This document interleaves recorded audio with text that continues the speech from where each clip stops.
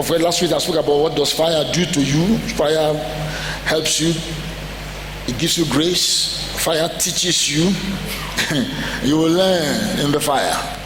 If you are smart, you will learn quickly. You will know that, hey, you are weak, you are powerless. Many people don't learn it until they die.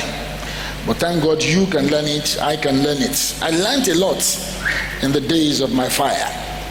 And I also said that fire changes you, changes your taste. It changes your life by the time you go through it. If it doesn't consume you, it will change you. Let me start this way. There are two ways that God can save you in the fire. One, He can save you from the fire, or He can save you in the fire. That is, God will watch until you enter fire, then He will save you from it. Sometimes He will make you that as He will take you out of the fire, or sometimes He will allow you to enter the fire and save you inside the fire. So this morning I want to quickly tell you that there's a lot you can do when you're in the fire. And starting from Moses' experience in the fire.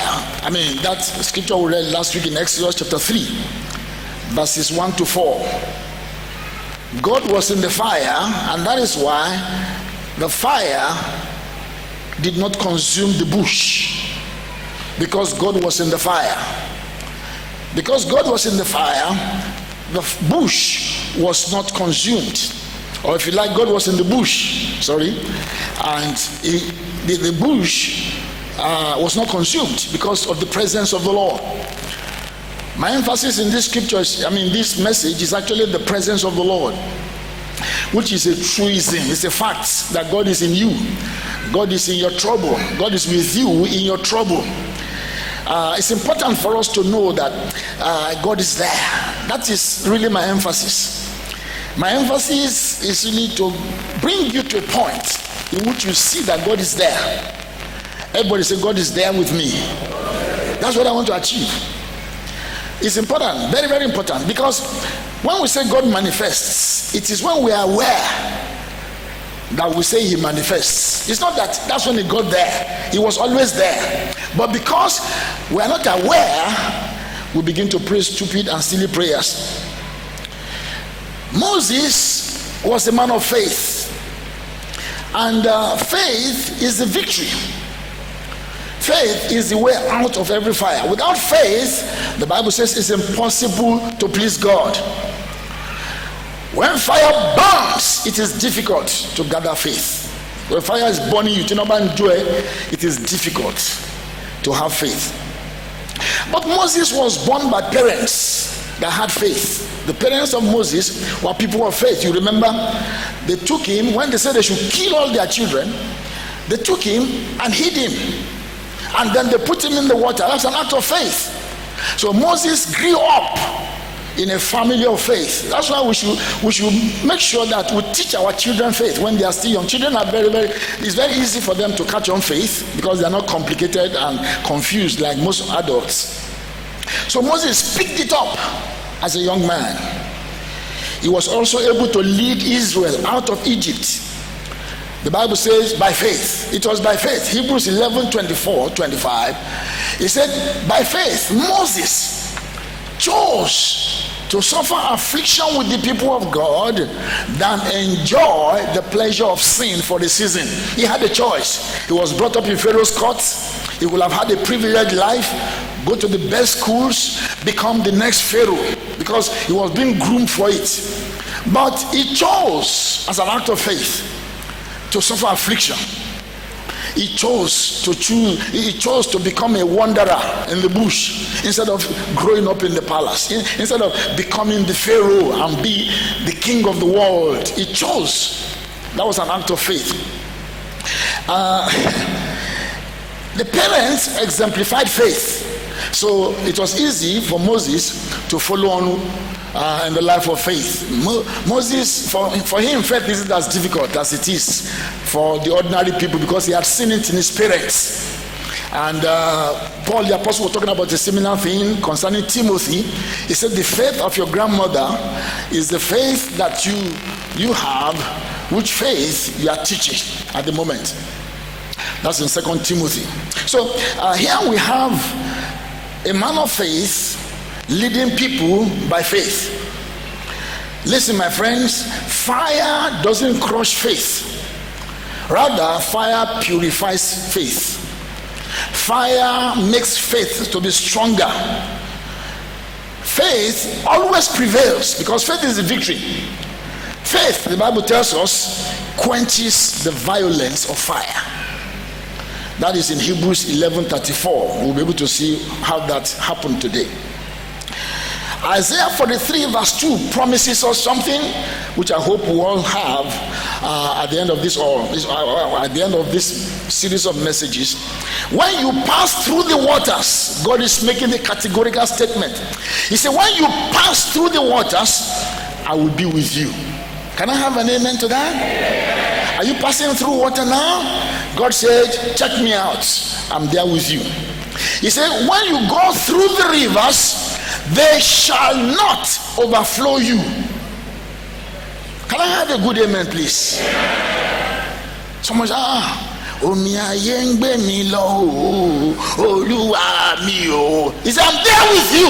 It will not overcome you. He said, when you walk through the fire, thou shalt not be burnt. He said, neither shall the flame kindle upon you. Kai! If you hear that in your spirit, he's saying that by the time you go through it, there will be no smell of smoke.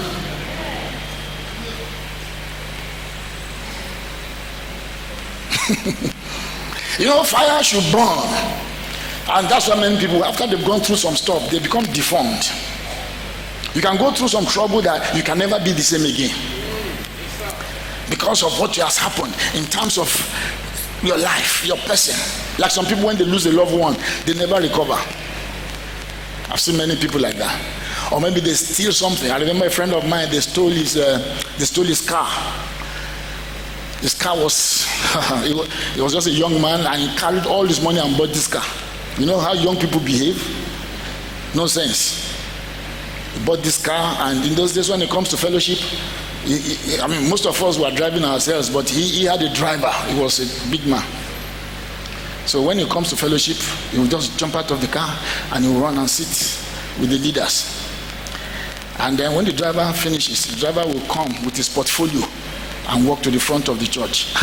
So I called him, I said, look, bring your portfolio yourself. Don't pose it. Anyway, they stole his car. That car that is making him to do kakamba like this, they stole it. One Gilo. It was 505 when most of us were riding B2, and 504. He had 505. Big man. He's a very known man here. Anyway, so when they stole the car, he began to have. We went around police station, we did everything, but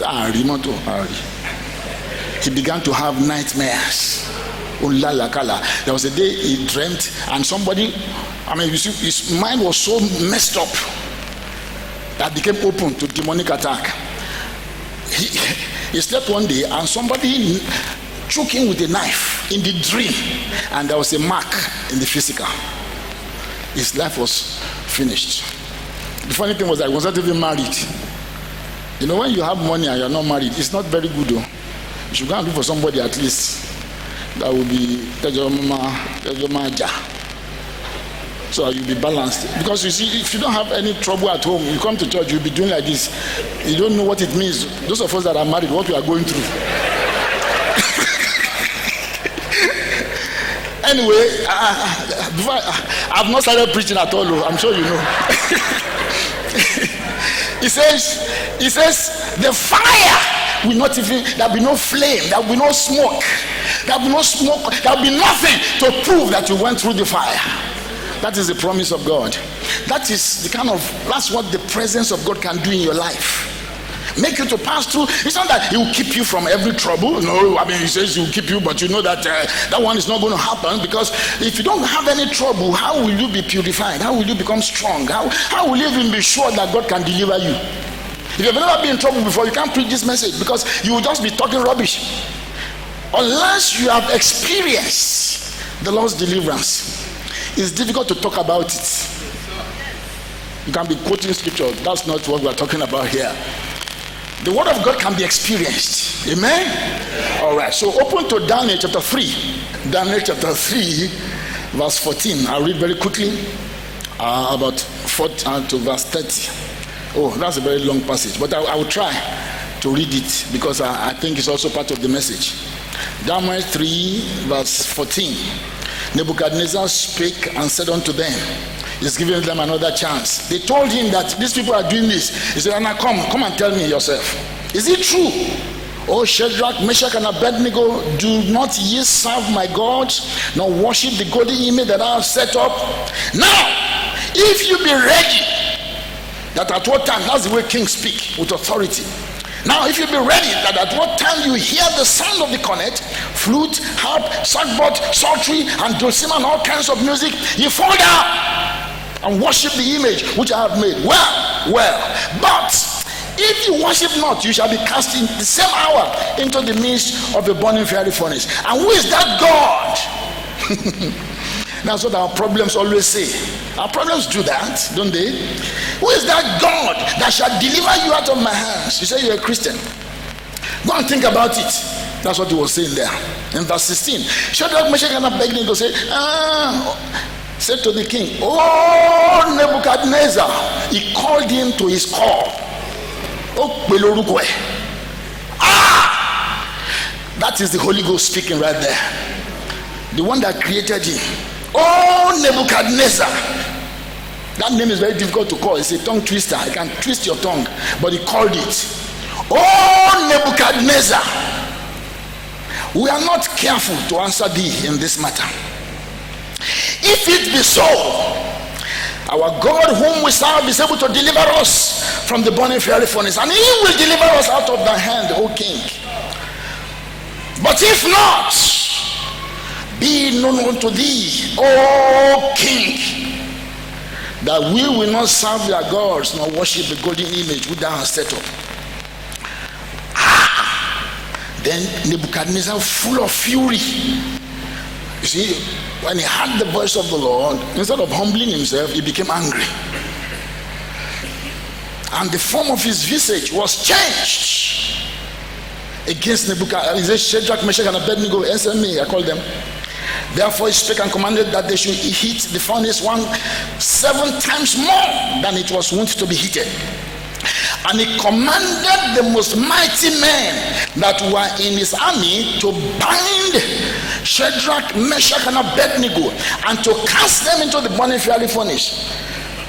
Then these men were bound in their coats, their hosen, and their hearts, even their hearts, and their outer garments, and were cast into the midst of the burning furnace. Therefore, because the king's commandment was urgent and the furnace exceeding hot, the flame of the fire slew those men that took up Shadrach, Meshach, and Abednego. And these 3 men, Shadrach, Meshach, and Abednego, fell down, bound in the midst of the burning fiery furnace.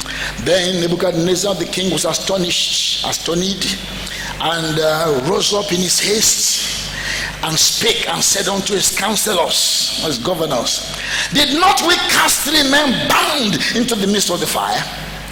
They answered and said unto him, true, O king. He answered and said unto them, lo, I see 4 men loose, walking in the midst of the fire, and they had no hurts, and the form of the 4th is like the Son of God. I wanted to notice it was Nebuchadnezzar that said it. It wasn't a prophet. He himself, because he has spiritual eyes, he could see. This one doesn't look like an ordinary human being.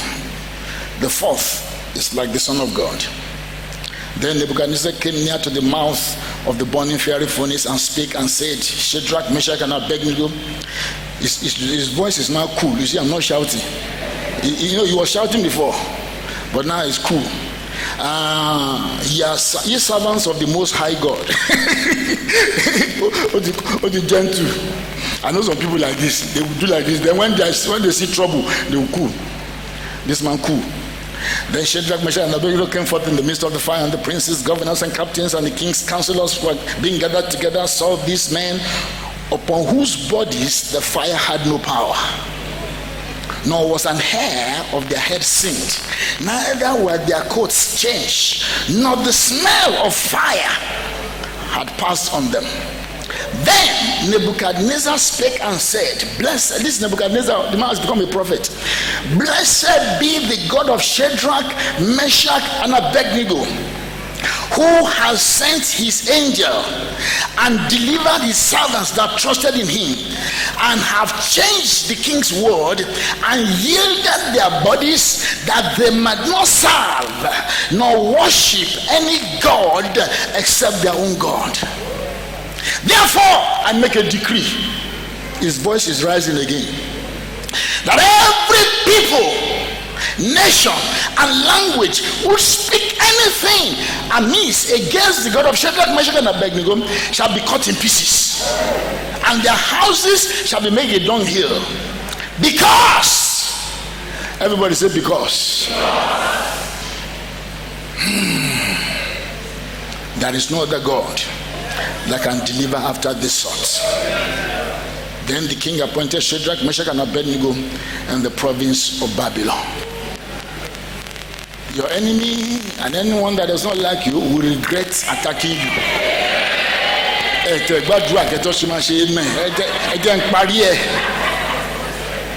It's important, because I'm not just saying it. You have to agree, and your faith must hook up to it. I say, your enemy will regret attacking you, because it will lead to your promotion.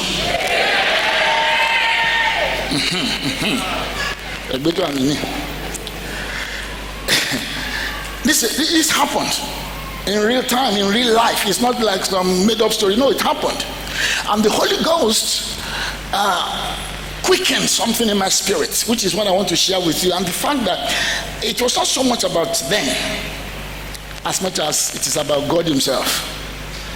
And that's why, even though their enemy didn't believe what they were saying, he now became a believer in their God. Now there's a supernatural dimension to this, because when somebody converts or changes his way of thinking, it's an act of God. It's a divine act. He said there is no God. He Nebuchadnezzar, the word Nebu is actually the name for a god. Like Pharaoh. Pharaoh was a god. And that's why the judgment of God in all the plagues was against the god, the various gods of Egypt. Nebuchadnezzar was a god. You see that this man is not really converted though, because later you see that he went to the school of animals before he was actually converted. This one, he just saw, this is powerful. But later, he woke up one morning and said, I'm God. I built this kingdom. The Bible said when the word was yet in his mouth, when he was saying, as he was saying it, he became an animal. You see, some people make mouth confession. I'll come to that. That was what happened to Nebuchadnezzar. But at least he acknowledged God. These people had faith in God, bold faith. We're not careful to answer you. When they threw them into the fire, did you know how they fell in? They fell on their knees. When your trouble pushes you to your knees, when your point pushes you, and it can push you to your knees, he's pushing you to a dangerous place, dangerous for him. The faith of this young man quenched the violence of fire. It wasn't after a long prayer meeting. It So after somebody came from anywhere, their faith. The fire revealed the Son of God whom they believed. The fire revealed the Son of God. Revealed, you see, when you believe in something, when fire comes and tries to destroy your faith or destroy your hope, it cannot, because rather it will reveal whom you trust in. Fire does not destroy faith. It only makes faith. It doesn't make Jesus to manifest himself. The enemy regretted putting them in the fire. This led to a revival of some sort. The same thing that happened in the days of in the Roman Empire. God always, you see, Nigerians, especially Christian Nigeria, don't know that God is not unaware of what is going on in Nigeria. But there comes a time when you pass your place. When you begin to think you can do anything and get away with it. When you think there's nobody that can talk to you. God knows how to deal with everybody. He has not created anybody that he cannot deal with. He hasn't created it. He's yet to create that kind of person. What made these young boys victorious is their faith, strong faith that prevailed. It didn't matter who was their father, who their mother was. It didn't matter how much education they had, but they had the real deal. They had the real deal. They had faith in God, the God of Israel. So what do you do when you get into fire? Some of us, many of us are in fire. Let me tell you, this is the way life is. You are either in fire, coming out of fire, or going into fire. That's the way life is. I've been in fire, so I know what I'm talking about. In a man's life, there comes times that you will always need God. No matter who you are.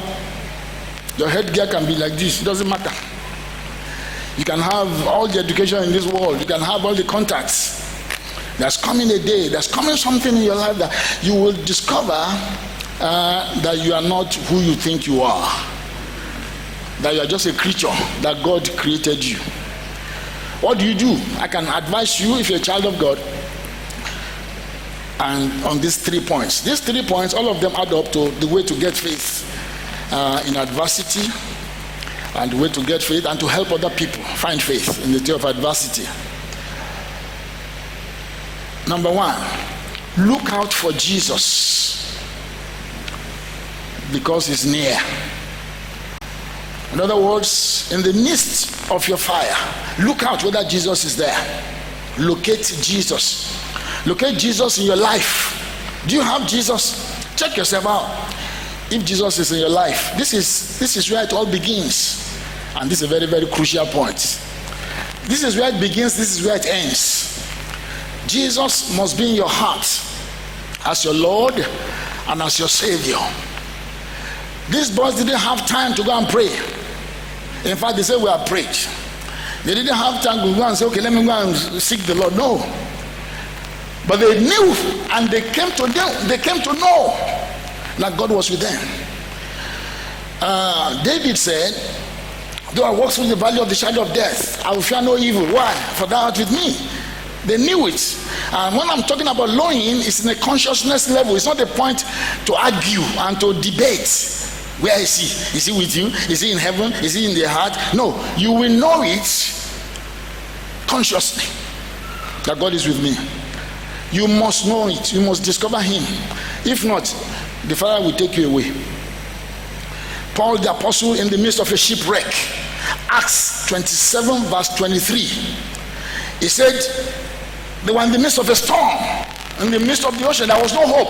They had not eaten for 21 days because there was no food, there was nothing. It was dark, no lights, no hope. He said the angel of the Lord stood by me overnight. He stood up on the 21st day. He said the angel of the Lord stood by me, the angel of the Lord whose I am, whom I serve. That is, I know the Lord because I serve him. He's the one I'm serving. Why do you come to church? What do you, are you serving somebody? Are you serving something? Are you just coming for some other reason? Now you've got to know and know for a fact that the Lord is with you. Do you have Jesus in your life? Listen very, very carefully. In the midst of fire, there is nobody that can help you like Jesus can. Not even your doctor, not even your family, not your husband, nobody can. So you better be sure. Have you formally given your life to him properly? Say, Jesus, formally. Don't do that. I was born in church. That kind of rascality does not work. You must know it personally. Know it for yourself. Not to be a member of a church, not to be a member of a group, but you have a personal relationship with Jesus. Listen to what I have to say now, and those who are writing can write it down, and those who are not should make a mental note. It is when the soul of man believes the truth that life comes into that soul. When your person believes Jesus, that is when life comes in. That gives you capacity to think well, to think straight. When we talk spiritual things, they begin to make some sense, because until your soul knows for a fact that Jesus is the Son of God, Jesus is Savior of the world, until your soul has this contact, it's probably not there. It's probably not there. Do you know that you are saved? That you are going to heaven if you die today? You must know it for yourself. If you don't know it for a fact, I will encourage you to get to know it, that Jesus lives in you for a fact. You know what I discovered? I've been a Christian for close to 40 years or even more, and I found out that many people admire Jesus, but they don't love him. And they can't love him because he has not really revealed himself to them. I call majority of the world, Muslims, atheists, I call them admirers. Muslims always tell me, I believe in Jesus. Jesus only is not the Son of God. He's the Son of Mary. Jesus, you don't believe in him. You are just an admirer. You know, there are many admirers, even in church. Even in church. Now let me tell you the difference between an admirer and a lover. An admirer is somebody who doesn't obey him. If you love Jesus, or if you know Jesus in your heart, you will obey. You will not argue with him. Many of us, and maybe too many, admire him. I want you to move beyond being an admirer. If you're going to get out of that trouble, you cast your lot in full and final committal to Jesus. Cast your lot for Jesus. Close the door of your room. Close the windows. You and God alone. Say, Jesus, I commit my soul to you. Talk to him. I'm not going to ask you to do it in church. When I tell you to do it, you come out, you do it, and then you continue to do what you are doing. But if you sit down in your room alone, naked I came, naked I will return. Jesus, I commit myself to you. It's necessary. You know why? The Bible says in John 20:31, it said so many things Jesus did, many of which cannot be written. It says, but these ones are written, that you might believe that Jesus is the Christ, the Son of God, and that believing you might have life. When you believe, my friends, you have life. The soul of man becomes raptured when we believe in Jesus. Something happens. You are changed. You cannot be the same again. Your values change. Your reality begins to change, because the essence of life has come into you. That is the gospel, and that is what I live for, to let people find the mystery of godliness which is found in Christ Jesus. The Spirit of God reveals to the Christian heart not a dead Christ, but a living Savior.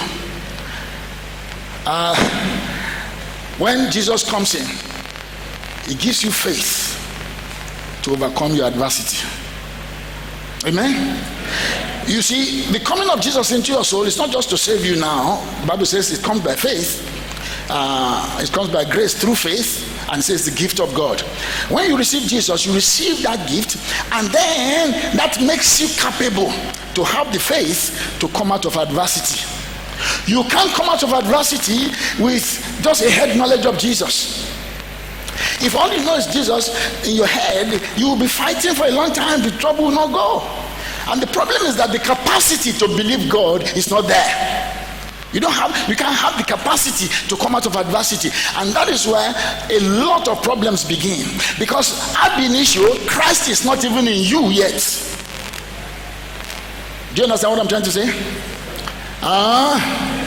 Look into your soul and see if you find Jesus there this morning. Look into yourself. Is Jesus there? Ask yourself. When I woke up this morning, I was very excited. Just like that. I didn't know. Then the devil said to me, what's making you happy?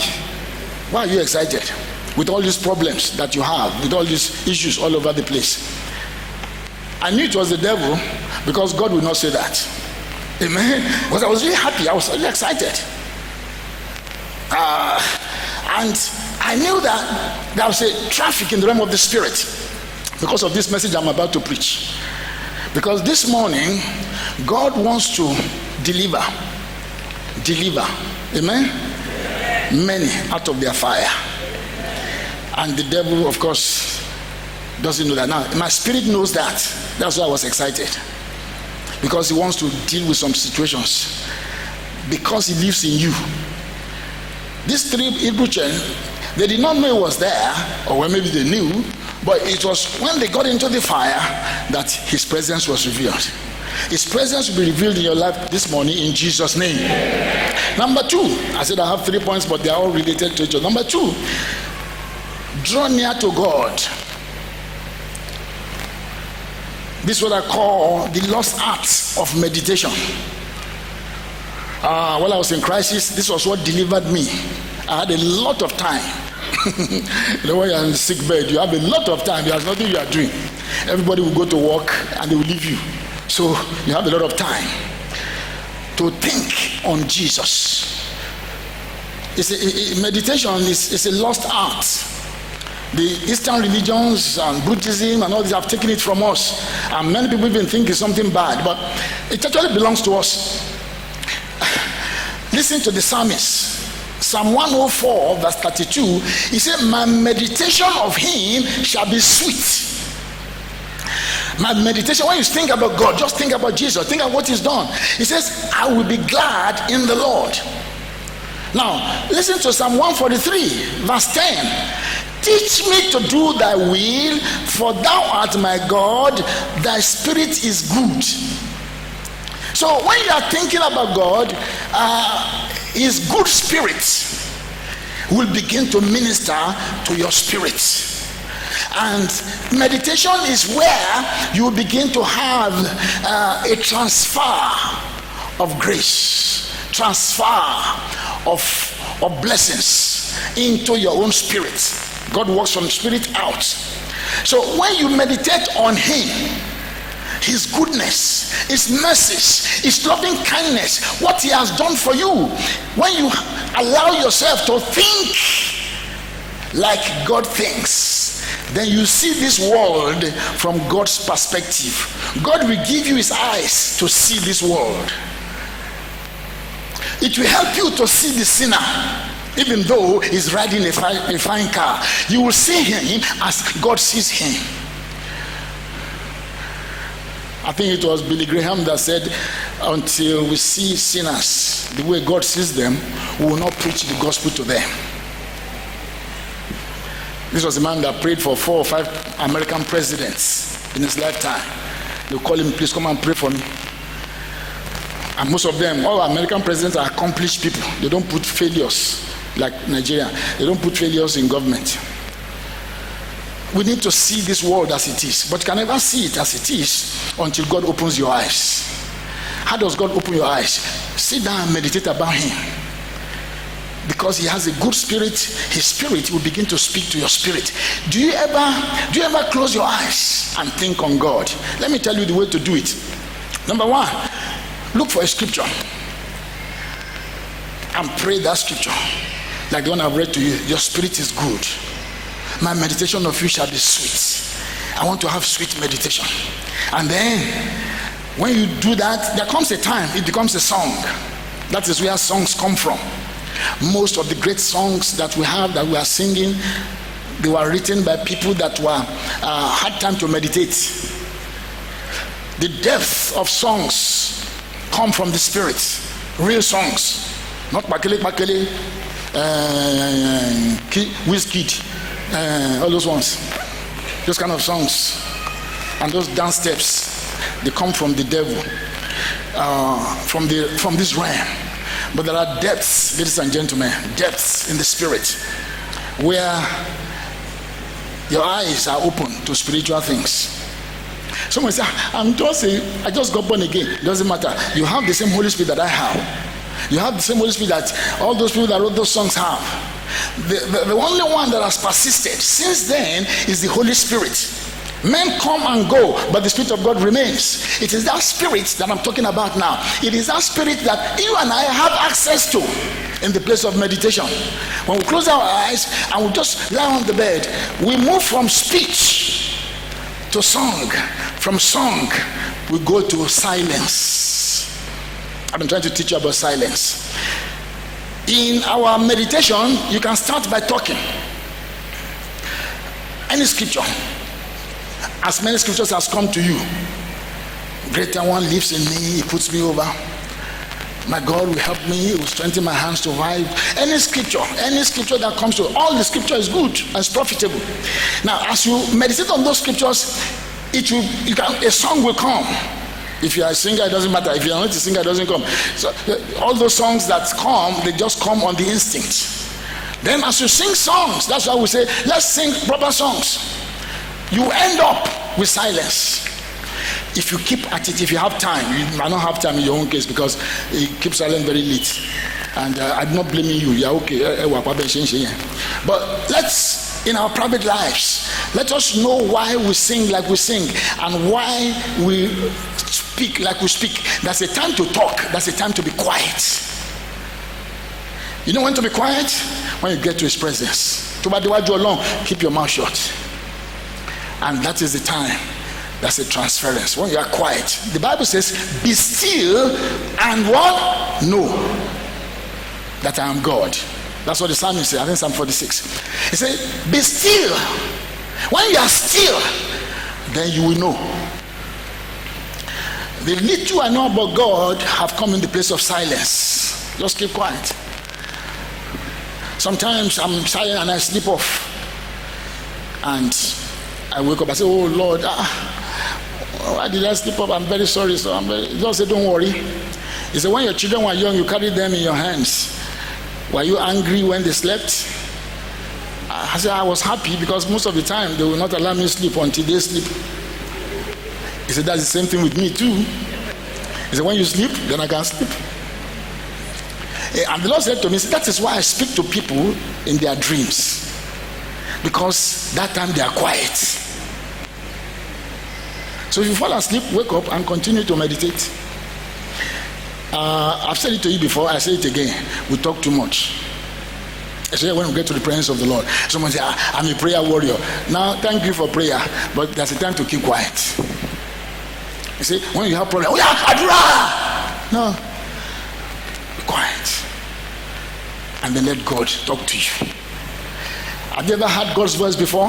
You can hear him when you are silent. Listen to me, friends. You are not closer to God than your thoughts. Somebody say, I'm not close to God. I'm not close to God. Why are you not close to God? People think of God as being somewhere and they're somewhere else. Let me share this with you. You can never be closer to God by changing your geographical location. No. You know, like my children, I can tell you now, When they were younger, they were not close because they were they didn't know anything. So our thought was different. When I'm talking, I'm looking for contract. When the contract will give me bread, let me eat, pay my school fees. So I couldn't talk to them. But as they've grown older now, all of them married with their own families, pursuing their own thing, we've gotten closer. You know why? Closeness is not a question of geographical propinquity. Closeness is a question of your thoughts and your feelings. The same thing with God.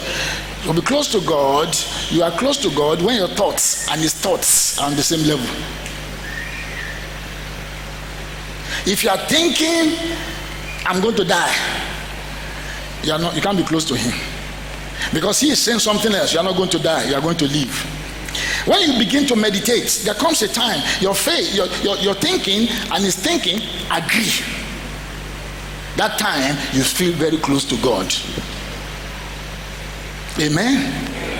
Even if you go to heaven today, you will not be closer to God than those of us that are still here, because I'm not going yet. Did you get what I'm trying to say? God the Father, the Son, and the Holy Spirit. Jesus was here. The Father and the Holy Spirit were there. They were always in communication, because he says, I don't do anything except what the Father says to do. It's what I see. When he's praying, he's checking what is the Father saying, what is the Father doing. That is what closeness, ladies and gentlemen. It's not that we are sleeping on the same bed. Husband and wife know what I'm talking about. You can be sleeping on the same bed with somebody and you are not close at all. Somebody said marriage is the only institution where you sleep with the enemy.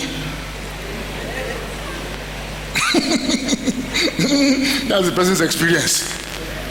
If you're going to be close to God, find time to meditate until your thoughts becomes his thoughts.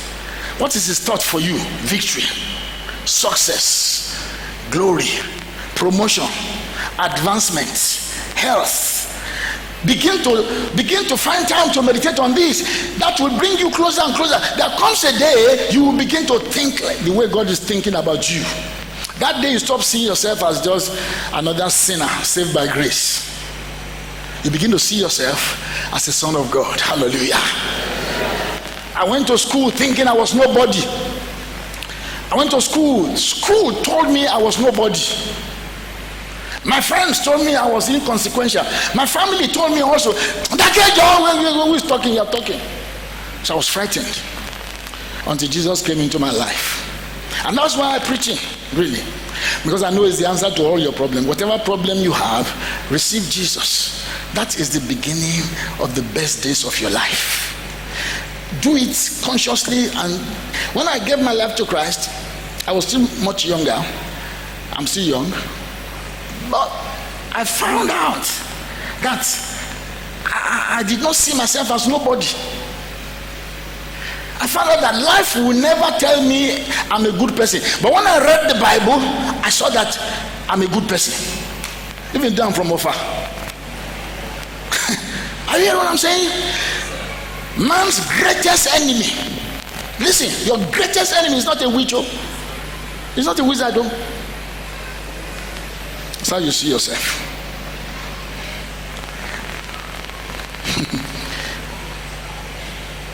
I say closeness is when there is no difference in your thoughts and your feelings. Even between me and you, between me and my children now, we are closer because when they are talking, we have a chat room where we chat and we discuss topical issues, talk about Trump, the things that they want to hear. If you talk about Nigeria, they're not interested. So talk about the things they want to hear. And I found out that they are beginning to think the way I should think, the way you should think, the way Christians should think. When we have to convince people to come to prayer, I know the way they are thinking. When we have to come, praise, come and pray, come and seek the Lord, come and fast, give to the Lord, all those things is because our thinking has not yet been aligned. We are still thinking like sinners, like unbelievers. You are still thinking like those that know not God. Your mind is not renewed. When your mind becomes renewed, unreasonable things become logical. A miracle is unreasonable. But when your mind begins to think like the mind of God, you will know that it is possible for the dead to rise. It's logical. It makes sense. It doesn't make sense to those who do not know God because they do not have that capacity which is provided by Jesus Christ. Can I have an amen? Amen. The Lord grant you understanding in Jesus' name. Amen. The third point, which is the last point, is, and this is a very important one, stand therefore. Haven't done all. You see, these boys at this time, they just stood. Gidiba. They stood. You're not going to, maybe I should change church. Maybe I should change my wife because of the problem. Maybe I should change where I live. Some people say, I'm moving from here to here. I say, why? And you see, there are some witches there which drive you away. Stand, therefore. Some of us have been praying for a long time. Stand, therefore. Because your faith can quench the violence of fire. The fire that is burning you now is the fire of adversity. I don't have a child. I don't have this. I don't have that. I don't have. I might lose my life. All of those things. Like me, a problem I used to have was I could lose my friends because I tried to be straight. I try to be insist. I'm very opinionated. I might not agree your own. I'm like that. I will say my own. Like my wife now, when we're arguing, I might not agree, but I agree. You have to learn to do that if you want to live long. You don't agree, but you agree. But I have my views. I told my children, I said, don't allow anybody give you an opinion. Have your opinion. But if they are your girl or your boss or your husband or whatever, or your wife, because your wife too is your girl, whether you know it or not, she's your girl. If the opinion is different, agree their own. But I have an opinion. I don't believe in gray. I have an opinion. Do you want to hear my opinion? Many times I lose friends because of that. And for me, sometimes it can be fire. From a fire. Because by the grace of God, I'm very tender-hearted towards people. That I really love people. I really want to help people. And I discovered that many people don't want to hear the truth. They don't want to be told the truth. They just want to be told, oh, you are the greatest thing that ever happened. After the invention of the bicycle, you are the next thing. That's what many people like to hear. They don't want to hear the truth. And so when I tell them the truth, they don't come back. So when people come to me for advice, I say, do you want to hear the truth? Or shall I just tell you what you want to hear? I say, I know, I want to hear the truth. After I tell them, they still go away. Some of you can be, maybe ladies, you're like that, you have relationships that don't last. You think it's deliverance you need. No, just need to stand. Just stand. Stand. You will eventually prevail. You will come out of that fire. Just stand. A man wants to sleep with you to marry you. Because if you don't sleep with me, he will marry me. If you sleep, he will still not marry you. Or if he marries you, he will divorce you. Maybe yours is financial, and then the contract comes that will compromise your faith. Stand. Tell them, this is the way. I've lost businesses because of that. I would have been rich long ago. Long ago, I would have made a lot of money. But you see, in the early days in Ibadan here, there were not many Christians that were successful. And the reason is not because God changed, it's just because those of us that were SU will carry it on our head. I was going to get a contract. I'd seen the governor said, okay, go and call the commissioner. They called the commissioner and said, okay, give him the contract. The commissioner I happened to know him. He's an engineer. I think he's dead now. He said yes sir. Military governor. He said yes sir. The governor is dead now. So we want to put on life continues. So we left the office and we went to his office, the commissioner's office. When we got to the office, It's one allergy something. He said, Alex, I'm running to somewhere now. Please see me next week, Friday, because throughout this week we are on tour. Come next week. Next week I went. I was already dancing because I was calculating the money. I got there, I didn't meet him. I said, where's Alaji? Alaji traveled. I said, did he tell you that? He said, no, Alaji didn't tell us. When will you come back? We don't know. So I went the next day. I didn't see Alaji. By the time I saw him, it was about a month. I said, Alaji, I've been looking for you. He said, the governor has changed his mind. I said, governor? The governor that it was his Oga that took me to him. I just went straight from that place to the governor's office. I said, I want to see Oga. Oh yeah, I want to see. So when I got there, Oga said, they told me you're an SU, that you won't give us our own. I couldn't say because in those days we were not smart. If it's now, I know what to say. I said, now we have defined it. It's called extortion. It's not bribery. So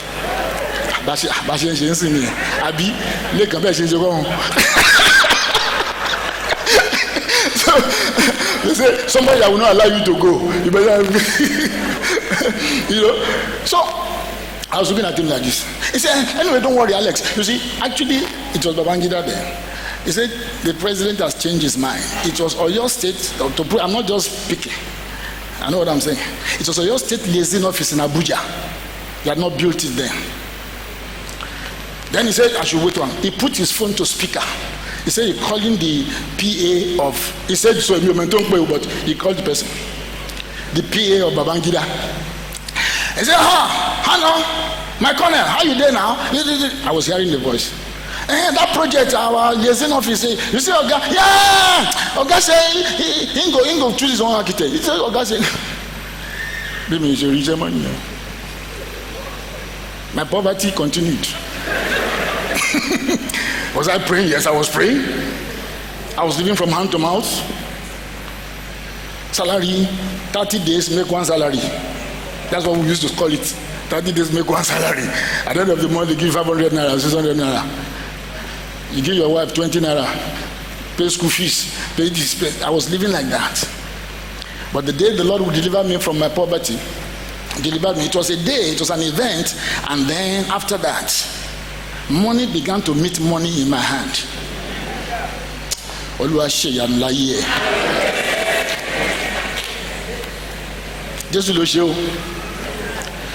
Faith is not based on results. Now, this is a very important point. Faith is not based on results. Faith is based on relationship. Faith is not based on results. It is based on relationship. Because I'm a child of God, because I have relationship with Jesus, because I love Jesus, because I live for Jesus, I eat and drink Jesus, I am always in tune with Jesus. I love him. I don't want to use him just to progress, just to progress. The Lord said to me, listen now. Wow, I didn't know this was still there. He said, keep close to me until all I can do becomes what you can do. Keep close to me, sumo me. That's what the Lord says. But you know, Christians, you say, somebody pray for me. If you make an effort, I've learned this, and that's why we'll be praying the next all night, which is next Friday. We'll be praying that God will allow us to move close to him. You know, because is it possible for somebody to be close to God? Anybody? Yes. Even if you're a gate man. You might not stop being a gate man tomorrow. But anything that God can do will become possible for you. That is the realm where we will say all things are possible to him that believeth. All things are possible to him that believeth. A client of mine is dead now.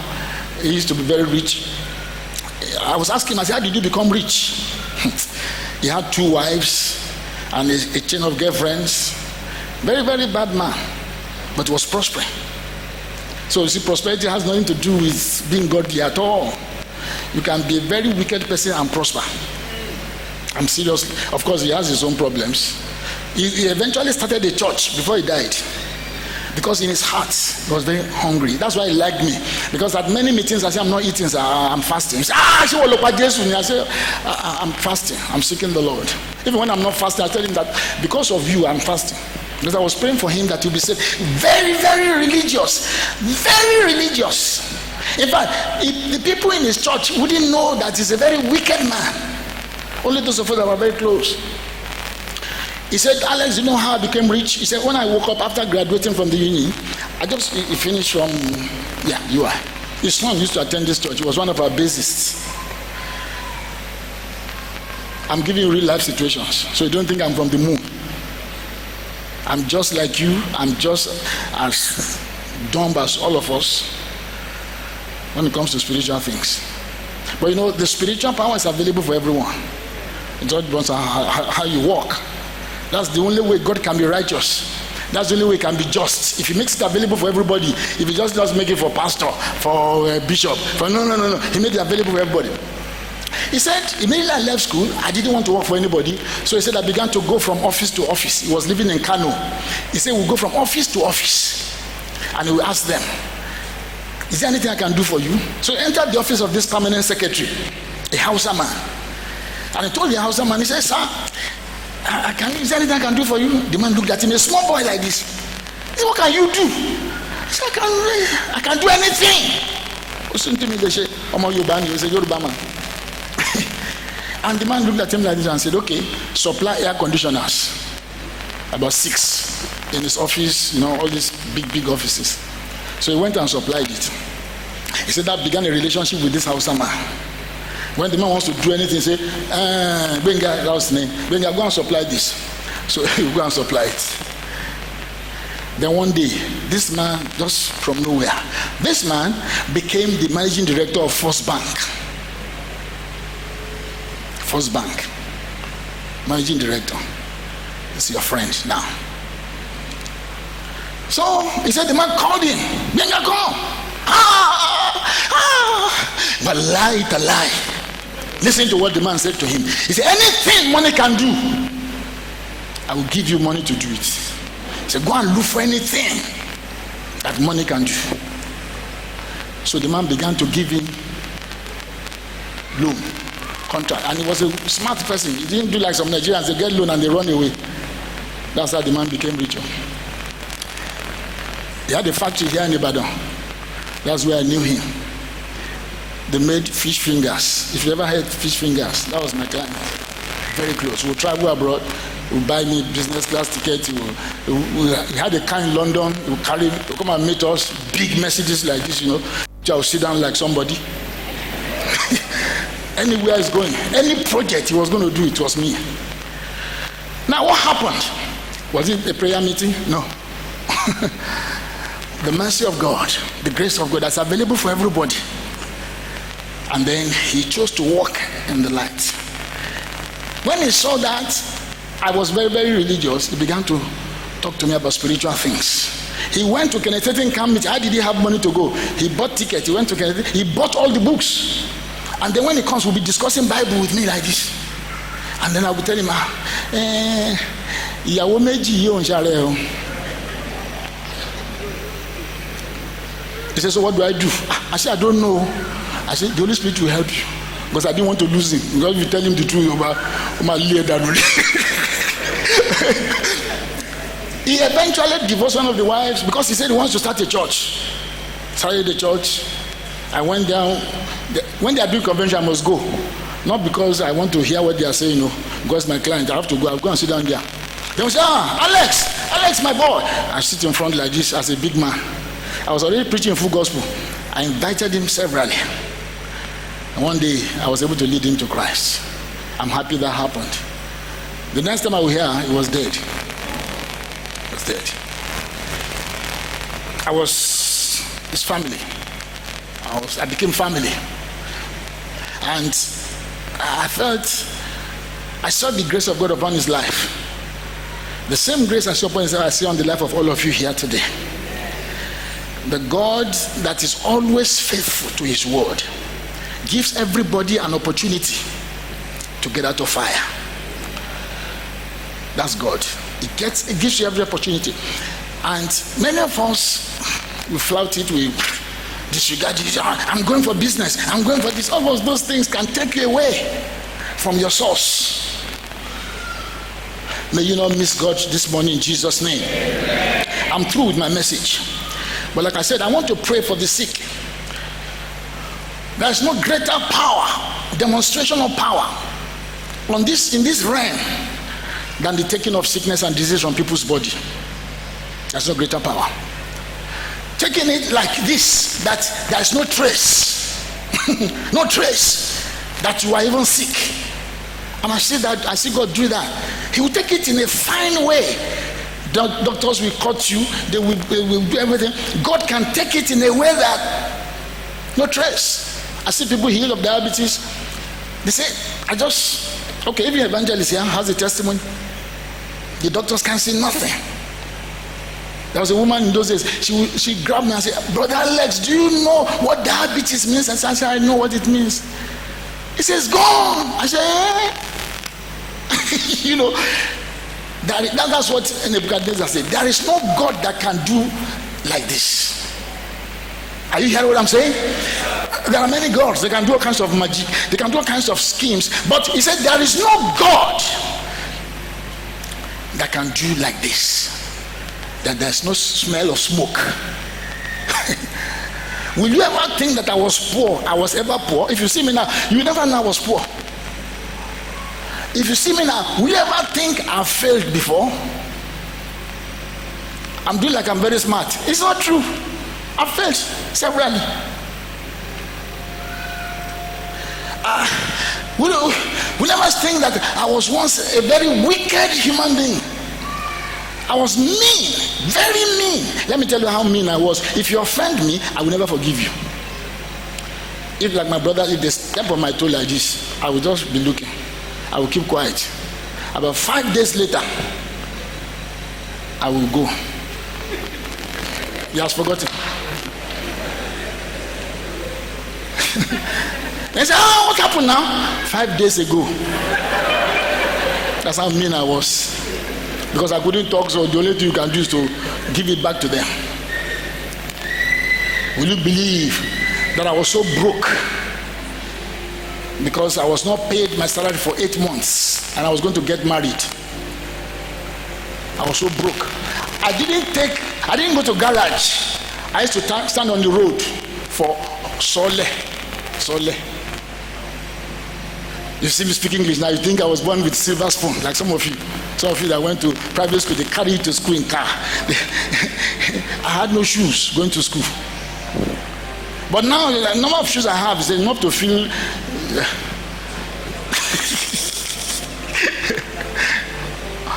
There was a time I had only one suit. One suit like this. Only one. When I go to church, there's no thinking, which one? I had a suit and 2 ties.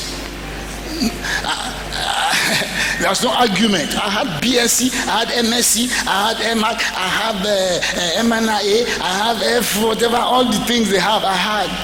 But I was still one suit. Some people say, the end, I want the ends to meet. How will the end meet? Did the ends tell you they want to meet? Serve Jesus. Serve Jesus. He is the one that can quench the violence of fire.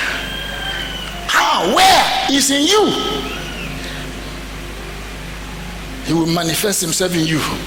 Quench the violence of fire. God is a good God. He has given you the equipment to be free. Someone say, I want to pray. Don't pray. Just acknowledge that it's in you and see the salvation of the Lord. Become a spectator in the affairs of your own life.